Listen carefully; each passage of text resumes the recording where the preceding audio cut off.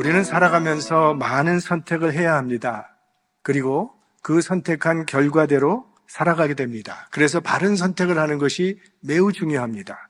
최선의 선택은 하나님의 뜻을 따르는 것입니다.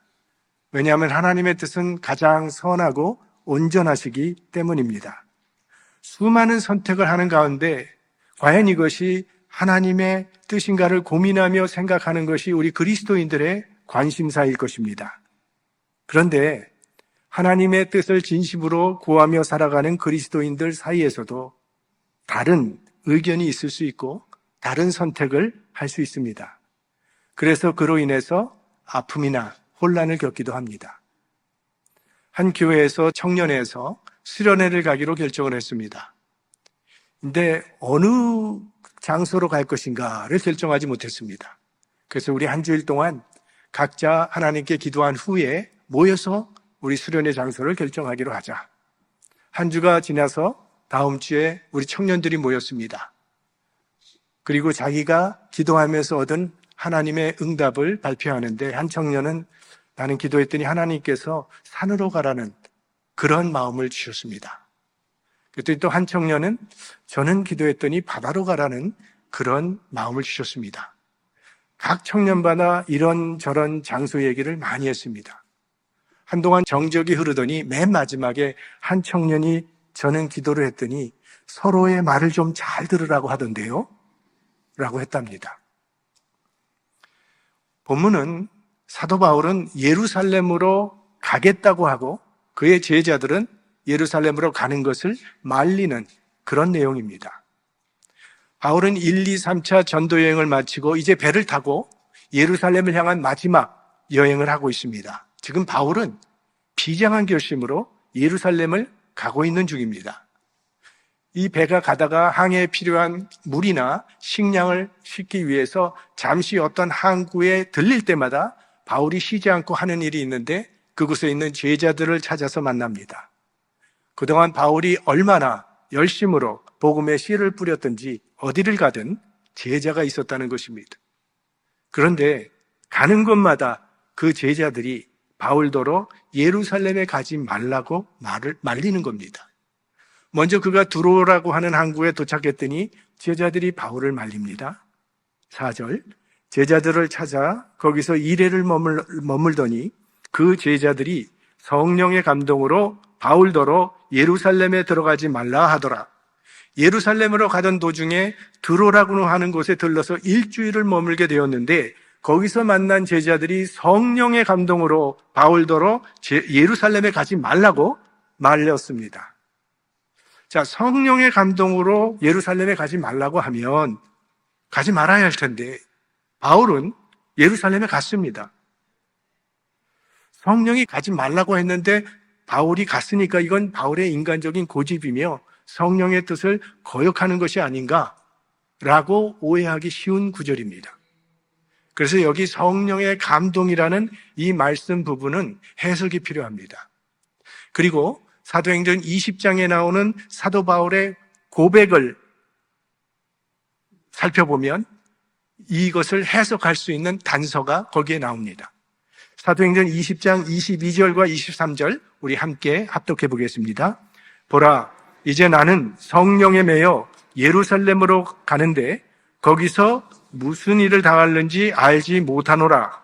오직 성령이 각 성에서 내게 증언하여 결박과 환난이 나를 기다린다 하시나. 여기 보면 바울이 성령에 매여서 예루살렘에 간다고 말을 하고 있습니다. 결박과 환난이 기다리고 있다는 것을 알지만 그러나 성령의 인도하심과 이끌림을 받아서 나는 지금 예루살렘으로 가고 있다고 그렇게 고백하고 있습니다. 이 말은 바울이 예루살렘을 가기로 결심한 것이 성령의 감동으로 된 것이라는 것을 분명히 밝히고 있는 구절입니다. 그런데 오늘 똑같은 성령의 감동을 받은 제자들은 바울의 예루살렘 행을 만류했다는 것입니다. 이건 모순처럼 보이죠? 그러나 성령이 모순된 일을 할 리는 없습니다. 성령은 진리의 영이십니다. 그렇다면 이것은 무슨 뜻일까요? 성령이 제자들에게 말씀하신 것은 예루살렘에 가면 결박과 환란이 기다린다는 것이었습니다. 성령이 바울을 예루살렘에 가지 못하도록 말리라고 말씀하신 적은 없습니다. 핍박이 기다린다는 것은 성령께서 알려주신 말씀이지만 가지 말라고 한 것은 인정과 애정에서 비롯된 제자들의 간청이었다는 거예요. 바울이 예루살렘에 들어가면 고난을 받을 것이라는 걸 성령의 감동으로 알게 된 제자들이 바울을 아끼는 마음으로 가지 말라고 만류한 거예요. 그러니까 성령이 바울에게 가지 말라고 했는데 바울이 고집을 부리며 갔던 것이 아닙니다. 바울은 지금 성령의 매임을 받아서 예루살렘을 향해 가고 있는 겁니다. 그러니까 성령님께서는 예루살렘에 가면 고난이 있을 것이라는 것을 제자들에게도 알려주셨고 바울에게도 알려주셨는데 그 같은 사실을 두고 해석이 다르게 나왔다는 거예요. 제자들은 고난이 있을 테니까 이건 알려줘서 고난을 피하라는 것 뜻으로 해석을 한 것이고, 사도 바울은 고난이 있을 테니까 마음의 각오를 굳게 하라는 뜻으로 해석을 한 겁니다. 가이사랴에서 있었던 일을 살펴보면 그 사실을 더 분명히 우리가 알 수가 있는데, 바울은 가이사랴에서 빌립의 집에 머물게 됩니다.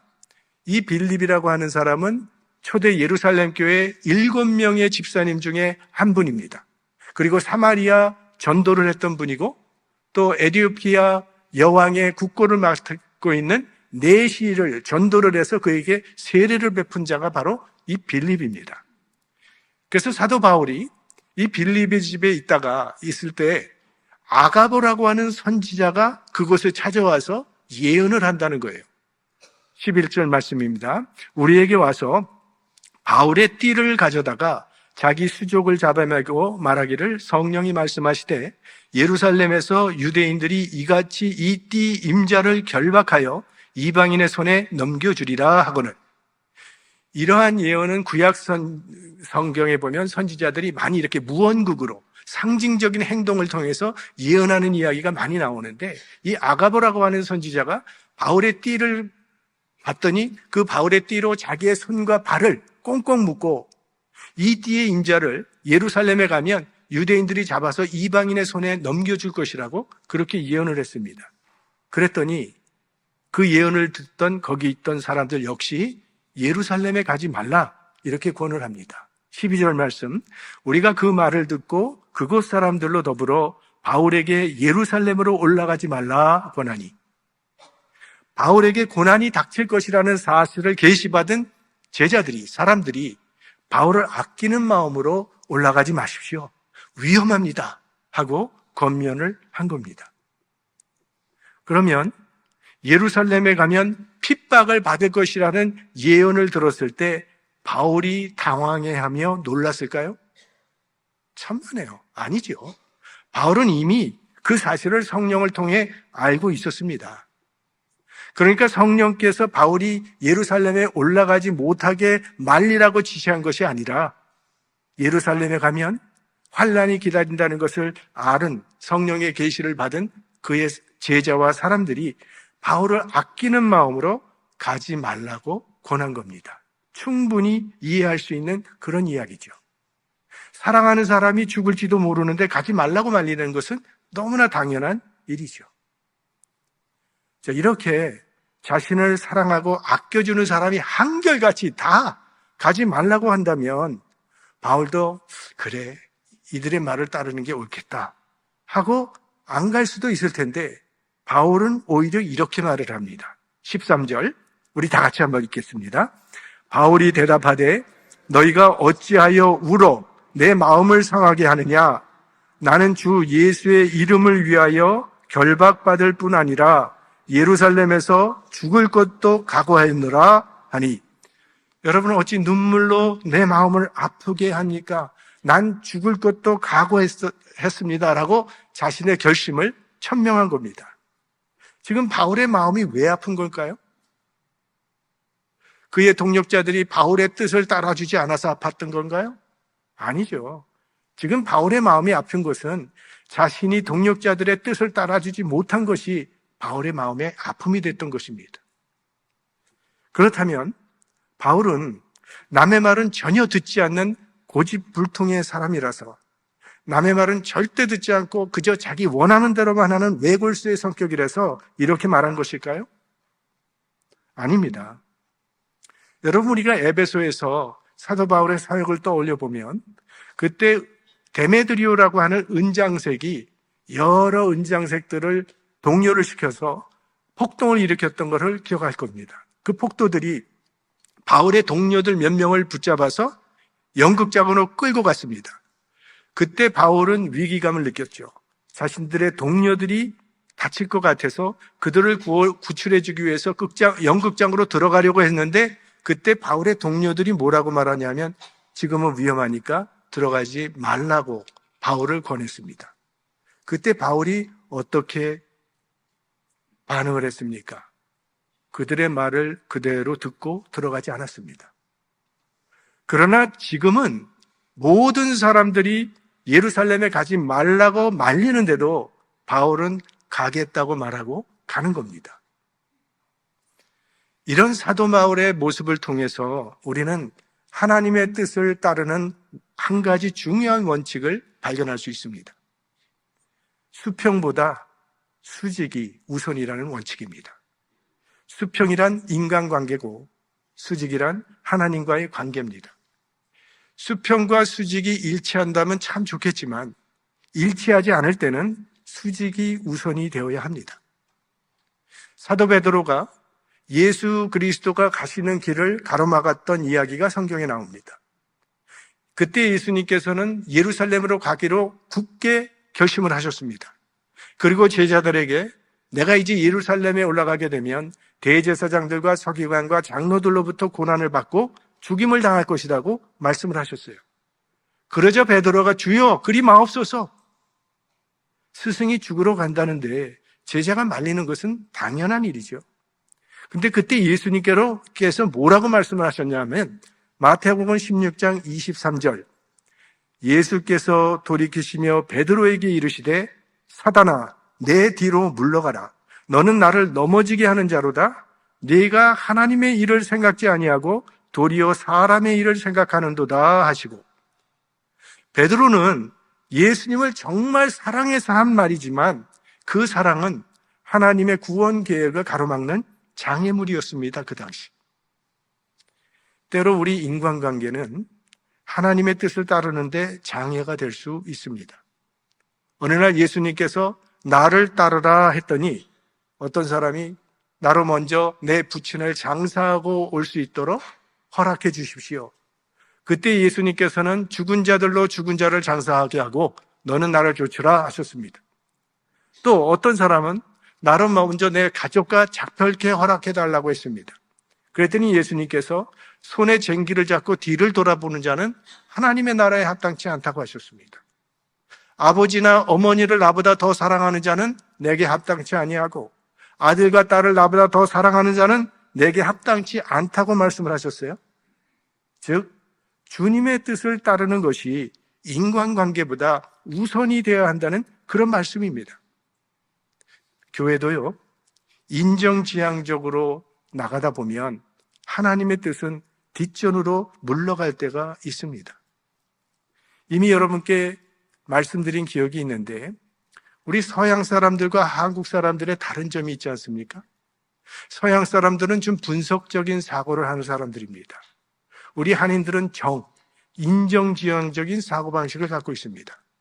그래서 미국 사람들은 관계가 좋지 않아도 법이 괜찮으면 그 일은 문제없이 진행이 됩니다. 그런데 한국 사람들은 법은 다 옳다고 할지라도 감정이 틀려버리면 절대 일이 진행이 되지 않습니다. 그래서 미국 사람들은 회의를 할 때 의견을 내놓지만 한국 사람들은 목숨을 내놓다고 그렇게 얘기하지 않습니까? 그래서 내 의견에 반대하는 사람은 다 원수처럼 생각하게 된다는 거예요. 인정지향적으로 흐르기 시작하면 현실을 판단하는 능력이 흐려집니다. 옳고 그름보다 정과 인간관계가 더 중요하게 여겨지기 때문이죠.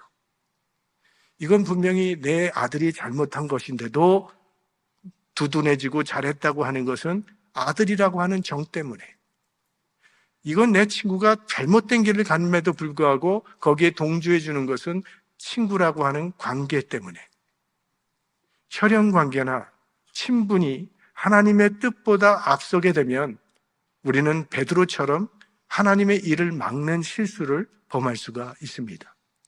그래서 교회가 건강하게 세워지기 위해서는 늘 주님을 중심으로 결정하고 생각해야 한다는 거예요. 그리스도인의 관계는 수평 관계와 수직 관계가 있습니다. 이 중에는 수직 관계가 근본이 되어야 합니다. 수직 관계를 통해서 수평 관계를 이루어 나가야지 바른 관계가 형성됩니다. 수평 관계를 지키려고 수직 관계를 무시하면 결국은 둘 다 무너지게 되어 있는 겁니다. 모든 사람이 바울을 말렸습니다. 수평 관계입니다. 하지만 바울은 수직이 먼저였습니다. 바울이 갈라디아서에서 자신의 정체성을 선언합니다. 갈라디아서 1장 10절 우리 같이 보겠습니다. 이제 내가 사람들에게 좋게 하랴, 하나님께 좋게 하랴, 사람들에게 기쁨을 구하랴. 내가 지금까지 사람의 기쁨을 구하는 것이었다면 그리스도의 종이 아니니라. 우린 스스로 질문해 봐야 합니다. 나는 하나님을 기쁘게 하려는 사람인가? 아니면 사람을 기쁘게 하려는 사람인가? 내 인생의 주인이 누구인가를 분명히 해야 할 것입니다. 내가 이렇게 하면 사람들이 나를 어떻게 생각할까? 사람의 여론에 지나치게 신경을 쓰면 사명을 잃게 되는 겁니다. 우리 인생의 성패는 사람의 평가가 아니라 하나님의 평가로 결정됩니다. 그러므로 우리는 하나님을 뜻을 따르면서 하나님을 기쁘게 하는 것에 우리 인생의 목표를 두고 살아야 할 것입니다. 그게 바울의 삶이었습니다. 바울은 그를 아끼고 사랑하는 사람들이 말리고 말렸지만 어떤 고난이 기다린다고 할지라도 그것이 하나님의 뜻이기 때문에 예루살렘에 가야 한다고 선언을 합니다. 그러니까 바울의 마음은 지금 확고부동합니다. 죽으면 죽으리라입니다. 바울이 전도여행을 다닐 때 가장 그를 힘들게 하고 핍박했던 사람들은 다름 아닌 유대인들이었습니다. 이 유대의 관습과 율법에 사로잡힌 이 유대인들이 바울은 율법을 파괴하는 자라고 생각해서 바울이 가는 곳마다 따라다니면서 그를 괴롭히고 그를 핍박했습니다. 그런데 예루살렘이라고 하는 것은 그런 유대인들의 본산지입니다. 그런 유대인들이 가득 차 있는 그 도시가 예루살렘입니다. 바울은 예루살렘에 가면 자신이 고난을 받게 될 수밖에 없다는 사실을 누구보다도 잘 알고 있었어요. 그런데도 바울이 예루살렘에 가기로 결단한 것은 그의 동족 유대인을 향한 그의 구원의 열정 때문이었습니다. 로마서 9장 3절에 보면 이런 바울의 모습이 잘 나오지 않습니까? 같이 한번 볼까요? 나의 형제 곧 고륙의 친척을 위하여 내 자신이 저주를 받아 그리스도에게서 끊어질지라도 원하는 바로다. 바울은 이방인의 사도로 부름받은 사람이었습니다. 하지만 그는 동족 유대인에 대한 이 애타는 심정을 떨쳐버릴 수가 없었던 거예요. 그래서 우리가 그동안의 사도 바울의 전도 여행을 살펴봤지만 그가 가는 곳마다 유대인의 회당이 있다면 먼저 그 회당에 들어가서 복음을 전했던 것을 우리는 기억합니다. 바울은 이스라엘이 구원받기를 얼마나 간절히 바랐던지 동족의 구원을 위해서 자신이 저주를 받아야 한다면 그렇게까지 하겠다고 고백을 했습니다. 하나님께서 이 이스라엘 백성들을 택하신 이유는요, 이 세상을 구원하는 통로로 사용하시기 위해서 이스라엘 백성을 선택하셨던 겁니다. 오늘은 우리가 인류의 구세주 탄생과 또 재림을 기다리는 대림절 첫째 주일인데요. 하나님께서는 인류를 구원하시기 위해서 독생자를 보내셔야 했습니다.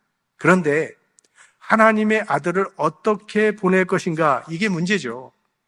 저 하늘에서부터 천군 천사가 하나님의 아들을 받들고 신비스러운 광경 속에 이 땅으로 내려오실 수도 있었고, 저 깊은 바닷속에서 솟아올라서 우리 예수 그리스도의 탄생을 축하드릴 수도 있었지만, 하나님께서는 마리아라고 하는 평범한 여자의 몸을 빌려서 성령으로 잉태케 하셨습니다.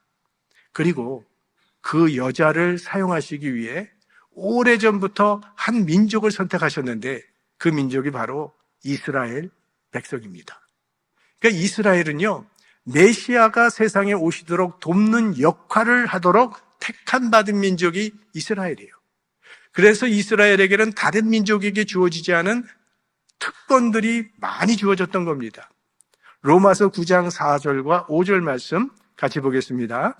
저희는 이스라엘 사람이라 저희에게는 양자됨과 영광과 언약들과 율법을 세우신 것과 예배와 약속들이 있고 조상들도 저희 것이요 육신으로 하면 그리스도가 저희에게서 나셨으니 저는 만물 위에 계셔 세세의 찬양을 받으실 하나님이시니라. 아멘.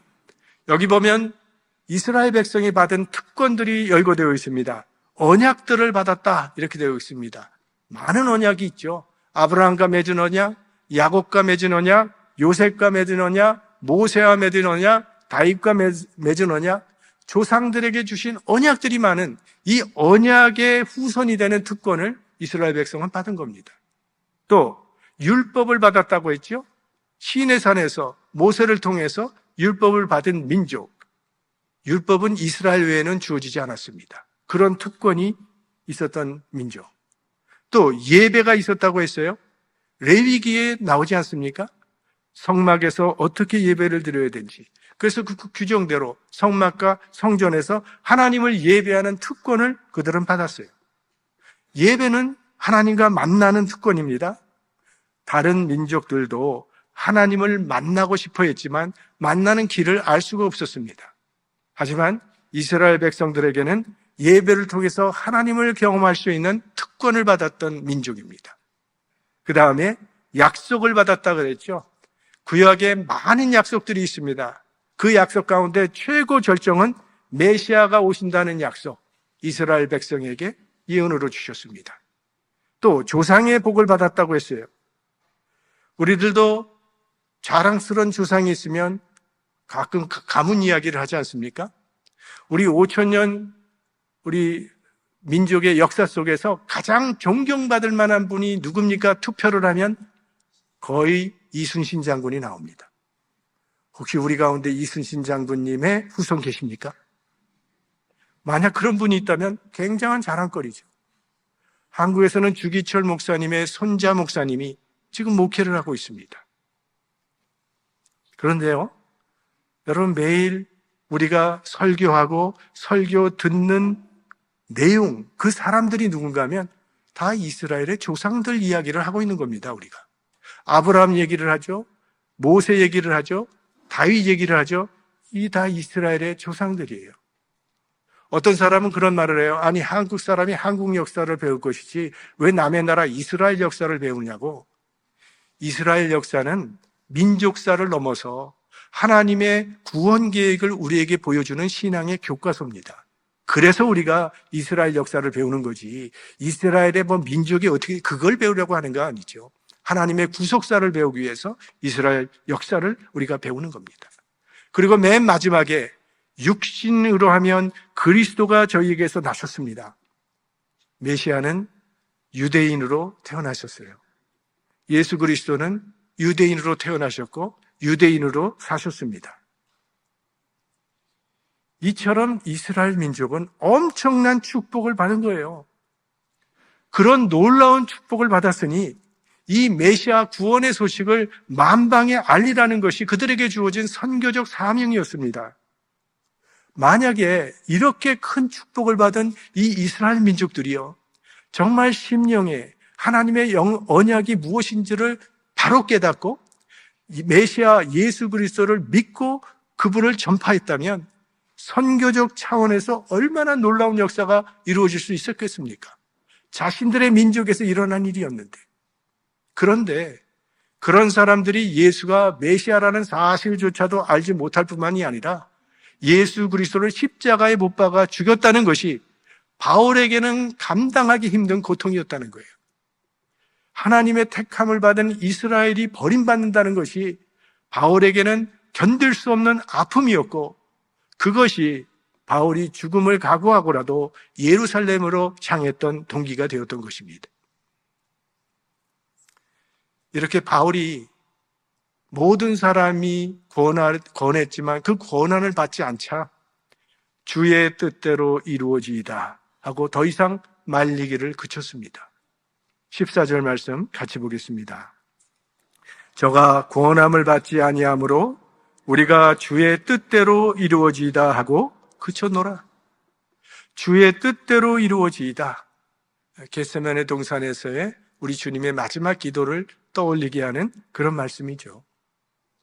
십자가는 예수님을 향한 하나님의 뜻이었습니다. 하지만 인간적으로는요, 예수님도 십자가를 지고 싶지 않으셨습니다. 하지만 나의 원대로 마옵시고 아버지의 원대로 하옵소서, 주의 뜻대로 이루어지이다 하고 십자가를 지셨던 거죠. 신앙은 내 뜻을 버리고 하나님의 뜻을 받드는 것입니다. 그게 내가 불리한 상황을 초래한다 할지라도 그 하나님의 뜻에 순종하는 것입니다. 그래서 하나님의 뜻을 따르는 것은 좁은 길이죠. 희생이 따르는 길이죠. 눈물을 흘려야 되고 때로는 피를 흘려야 될 때도 있습니다. 하지만 끝까지 우리가 믿음으로 걸어가면 생명의 면류관이 약속되어 있는 복된 길인 줄 믿습니다. 바울은 예루살렘에 가는 것이 주님의 뜻이라는 확신이 있었습니다. 그래서 사람들의 눈물 흘린 만류에도 불구하고 바울은 결국 예루살렘을 향해 나아갔습니다. 이 바울의 굳은 결심을 보고 사람들은 주의 뜻대로 이루어지이다 하고 바울을 놓아주었다는 거예요. 이거는 제자들이 졌다는 이야기가 아닙니다. 바울이 이겼다는 얘기가 아닙니다.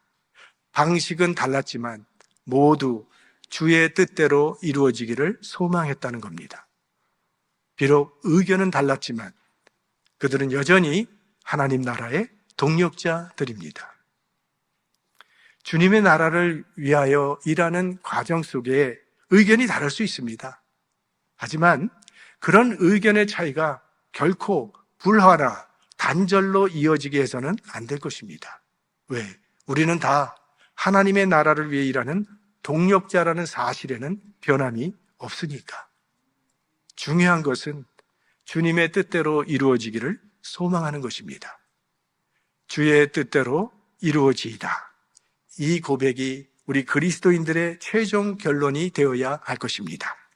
우리 인생도, 가정도, 교회도 이 고백이 결론이 되어야 할 것입니다. 여러분의 삶의 모든 선택이 주의 뜻이 이루어지는 선택이 될 수 있기를 주의 이름으로 축원합니다.